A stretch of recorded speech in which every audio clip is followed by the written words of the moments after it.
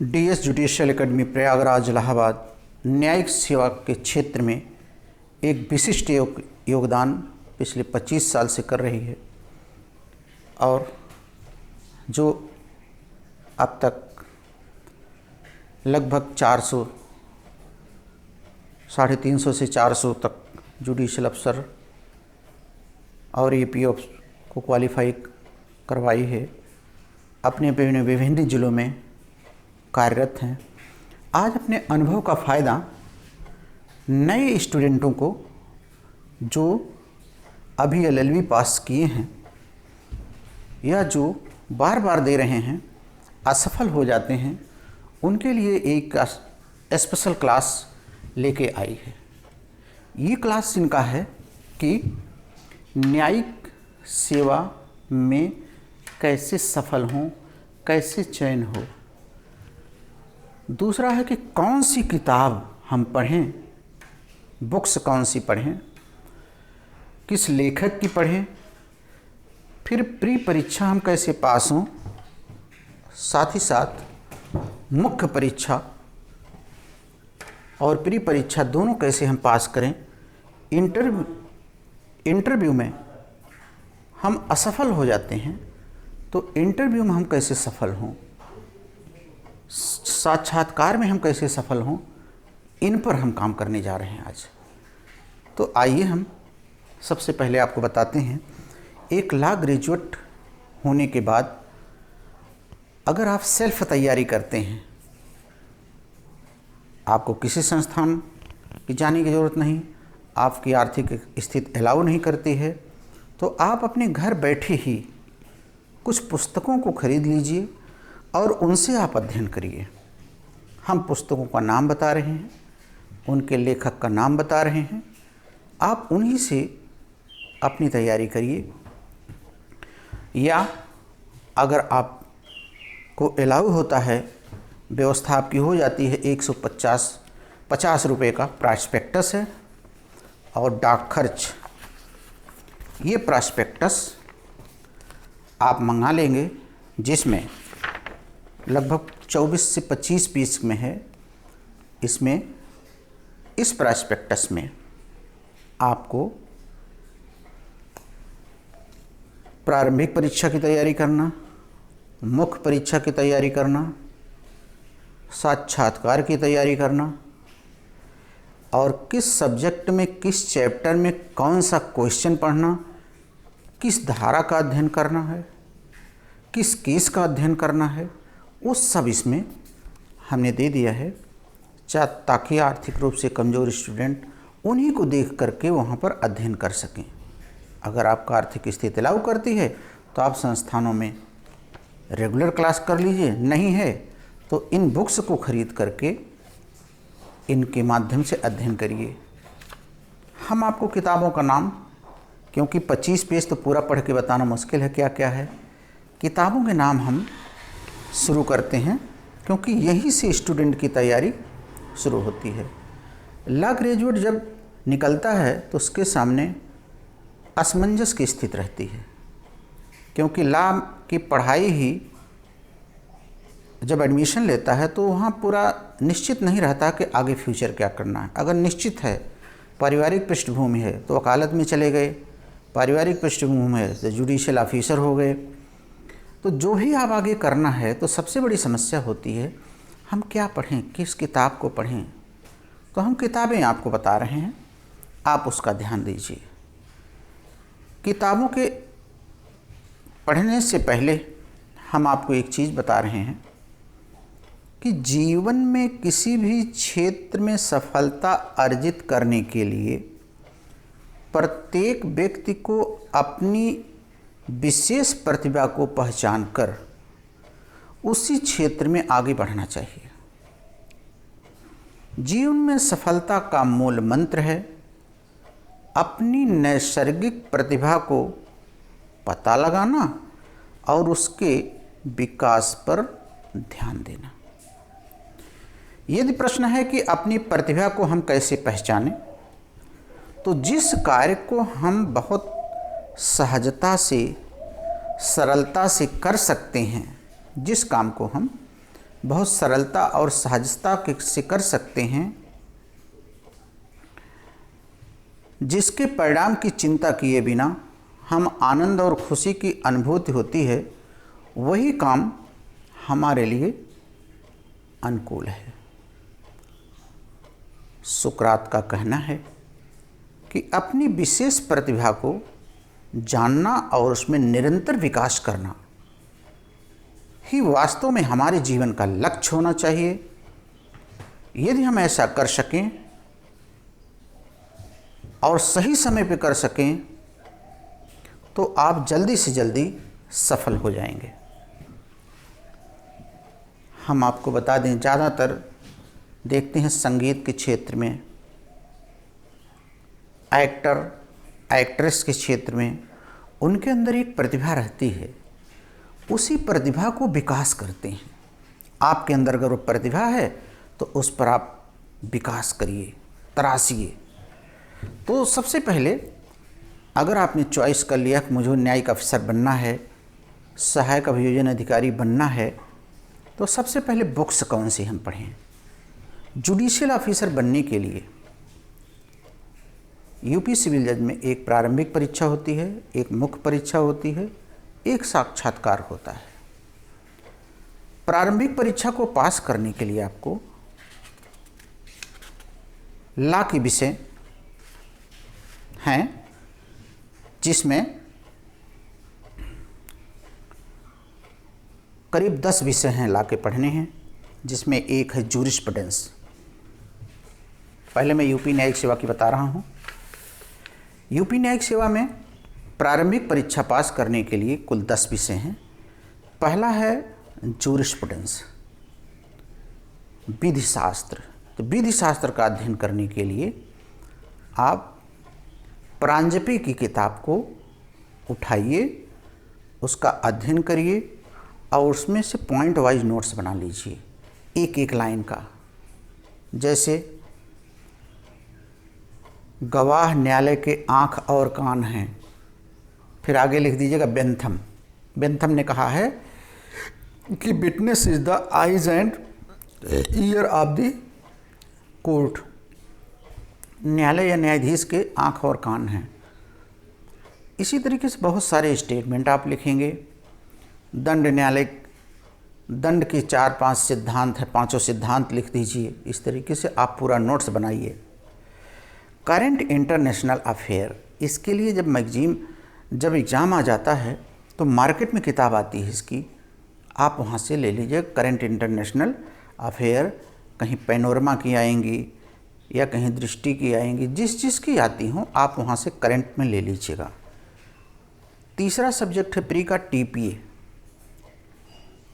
TPA में आपके पास 2 books हैं, दोनों में से या पहले एक ही लीजिएगा, दोनों नहीं लीजिएगा। तो टीपीए की किताब के लिए आप टीपी त्रिपाठी और कुलश्रेष्ठ 2 किताबें हैं, एक टीपी त्रिपाठी की है और एक कुलश्रेष्ठ की है। एक पहले लीजिए टीपी त्रिपाठी की, उसको पूरा अध्ययन करिए और उससे नोट्स बनाइए, छोटे छोटे से एक एक लाइन का नोट्स बनाइए प्री परीक्षा का। तो ये सब्जेक्ट मैंने आपको बताया, टीपी त्रिपाठी का, टीपीए का। इसके बाद आईपीसी आता है। आईपीसी आप एस.एन. मिश्रा कर लीजिए और उसमें दिए गए विभिन्न चीज़ों को प्री परीक्षा के दृष्टि से, जैसे अपराध के आगे लिखिएगा 4 तत्व हैं, अपराध के 4 चरण हैं, चारों तत्व लिखिएगा, चारों चरण लिखिएगा। ऐसे प्री का पूरा नोट्स बना डालिए। तो जूरिस्प्रूडेंस का नोट्स आपका तैयार। करंट इंटरनेशनल अफेयर का मार्केट से आप खरीदेंगे, टीपीए का आप किताब से बनाएंगे और आईपीसी का आप एस.एन. मिश्रा की किताब से पूरा नोट्स बनाएंगे। फिर आता है सीआरपीसी। सीआरपीसी हिंदी में अगर आप हैं तो मुरलीधर चतुर्वेदी की किताब आप पढ़िए। और इंग्लिश में अगर हैं तो केलकर की किताब पढ़िए, यहाँ बदलेगा। केलकर की किताब है आप इंग्लिश में, हिंदी में मुरलीधर चतुर्वेदी की। इनसे आप छोटे छोटे नोट्स बनाइए, किताबें खरीद के छोटे छोटे नोट्स बनाइए।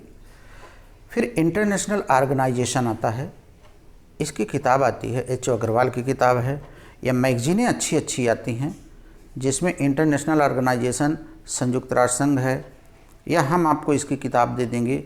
कोचिंग के नोट्स हैं, वो 100 रुपये में 150 में आपको नोट्स मिल जाएगा, उसको लेके पढ़ डालिएगा। फिर आता है इंडियन कॉन्स्टिट्यूशन। इंडियन कॉन्स्टिट्यूशन जे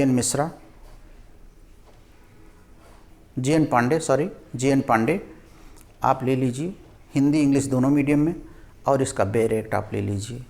इससे छोटे छोटे नोट्स बनाइए, स्टेटमेंट पे, केस लॉ पे। फिर आता है इंडियन एविडेंस एक्ट। हिंदी में है तो 2 किताब आपके पास होनी चाहिए, राजा राम यादव और अवतार सिंह। अवतार सिंह और राजा राम यादव दोनों किताबें आपके पास होनी चाहिए। इससे ऑब्जेक्टिव नोट छोटे छोटे आप बना लीजिए। कैसे नोट्स बनेंगे वो हम आपको बताएंगे। फिर आती है CPC। हिंदी में है तो त्रिपाठी की, और इंग्लिश में है तो फिर एक ही किताब है CPC की, वो याद नहीं आ रही कौन सी है।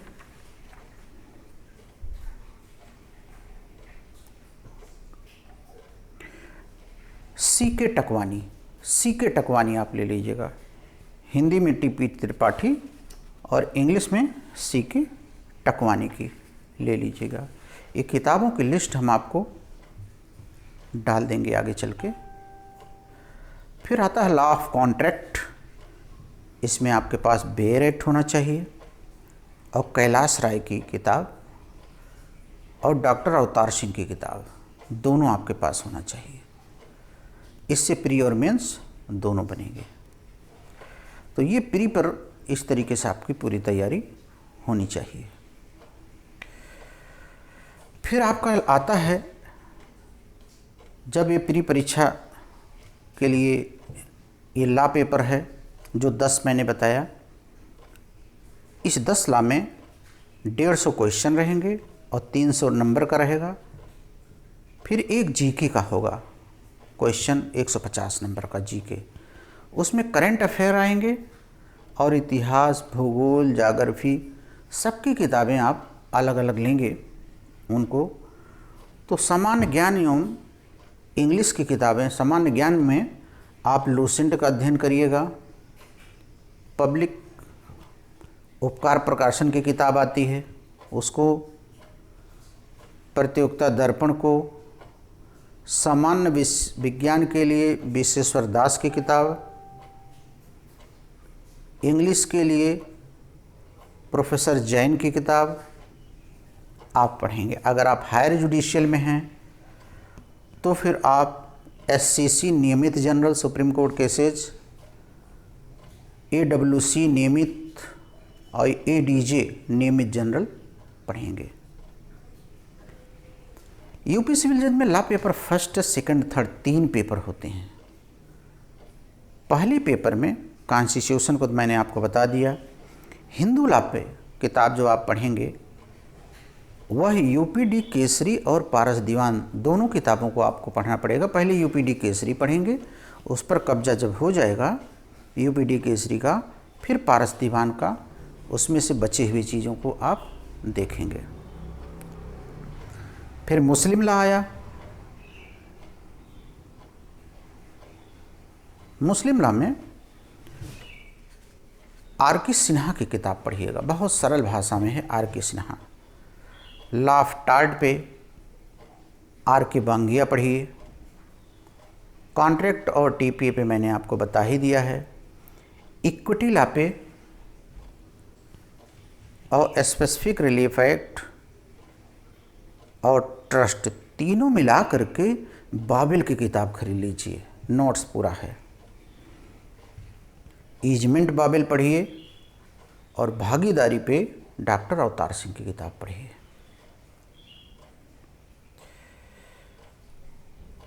फिर आता है रेवेन्यू कोड। रेवेन्यू कोड की कोई मान्यता प्राप्त किताब अभी आई नहीं है, इसलिए उसका बेयर एक्ट आप खरीदिएगा और बाकी हम नोट्स दे देंगे रेवेन्यू एक्ट पर कंप्लीट्स। लॉ पेपर थर्ड में आईपीसी और उसके बाद सब लोकल एक्ट। सब लोकल एक्ट का कंप्लीट नोट्स हम आपको दे देंगे, क्योंकि वो नोट्स आपके लिए बनाना बड़ा मुश्किल है। तो इस तरीके से आप यूपी सिविल जज का पूरा कोर्स उत्तर प्रदेश का कवर कर ले जाएंगे। इतना जब आपका कवर हो जाएगा तो कुछ करना थोड़े है, केवल इसी को बार बार अभ्यास करना है, बार बार अभ्यास करना है। तो कौन सी किताबें आप पढ़ेंगे, फिर प्री परीक्षा मुख्य परीक्षा कैसे पास करें। प्री परीक्षा में ऑब्जेक्टिव क्वेश्चन का MCQ मिलते हैं मार्केट से, नहीं तो मैं आपको दे दूंगा। हर विषय के 400 हैं MCQ।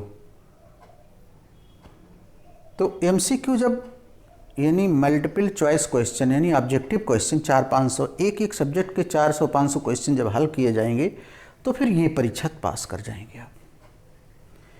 इस परीक्षा के लिए आपको मुख्य परीक्षा जो होगी वो एक लिखित परीक्षा होगी, जिसमें क्वेश्चन दिए रहेंगे, उसके उत्तर आपको लिखने हैं।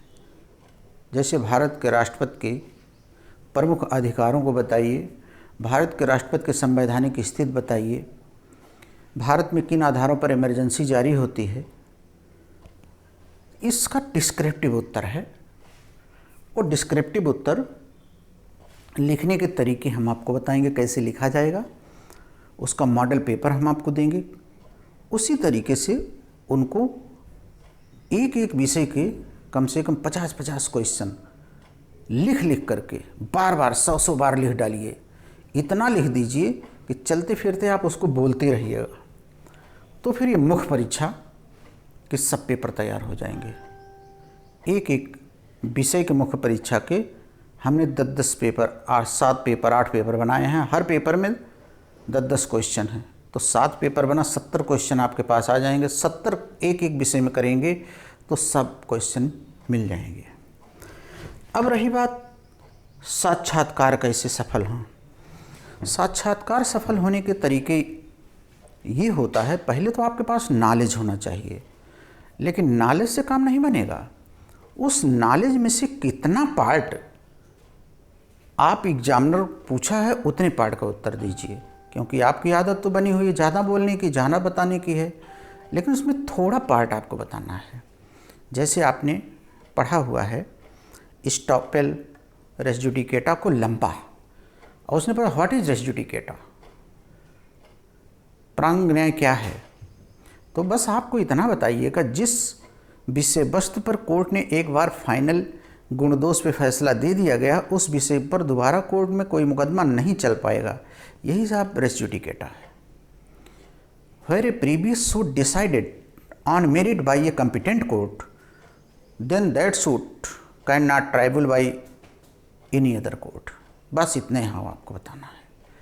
तो साक्षात्कार में जो सफलता नहीं मिलती है उसका रीज़न ये है कि प्रश्नों के पूछने पर स्टूडेंट जो होता है वो अपना किताबी कीड़ा वाला ज्ञान देता है, तब वहीं पकड़ करके वो लोग मुर्गे की गर्दन की तरफ मुड़ेड़ देते हैं कि इस किताबी कीड़े को हम क्या लेंगे, क्योंकि कोई भी केस इसके सामने जब फाइल पर आएगी तो इसको ज्ञान ही नहीं रहेगा। और जुडिशरी में जो लास्ट चयन हुआ 2018 में यही हुआ है। तो साक्षात्कार में खूब अभ्यास आपको करना पड़ेगा, छोटे छोटे प्रश्नों को बोल बोल करके, शीशे में देख करके बोल करके, और फिर हम आपको बैठा करके अभ्यास कराएंगे बुलवा करके। आप हमारे YouTube चैनल पर देखिएगा, मैंने साक्षात्कार के बहुत सारे अभ्यास बच्चों को करवाए हैं, उनको देख करके आप सहायता पा सकते हैं। तो न्यायिक सेवा में जाने के लिए ये एक सामान्य प्रोसेस आपके पास है। इसका मैं फर्स्ट पार्ट आपको बताया, इसका सेकंड पार्ट हम जल्दी ही बताएंगे और आप जैसे ही LLB पास करिए शीघ्र फैसला कर लीजिए हमें क्या करना है। क्योंकि अगर आप फैसला कर लेते हैं सही, तो अगर आप 22 साल पे LLB हुए हैं तो आपको अधिकतम 2.5-3 साल लगेगा होने में। अगर फैसला नहीं ले पाएंगे तो आपको 35 साल तक इंटरव्यू ही मिलता रहेगा, अंतिम चयन में दिक्कत होगी। इंटरव्यू तक आप चले जाएंगे, मेन भी हो सकता है हो जाए, लेकिन अंतिम चयन में बड़ी दिक्कत होती है। अंतिम चयन के लिए तो आपके पास अनुभव होना जरूरी है। तो छात्रों, हमारे वीडियो आज का कैसा लगा? आप इस वीडियो को अधिकतम शेयर करिएगा, अधिकतम लोगों को इसका लाभ हो। और आज यहीं तक, शेष हम अगले वीडियो में आपको स्पेशल बातें बताएंगे। सभी दर्शकों को बहुत बहुत शुभकामनाएं।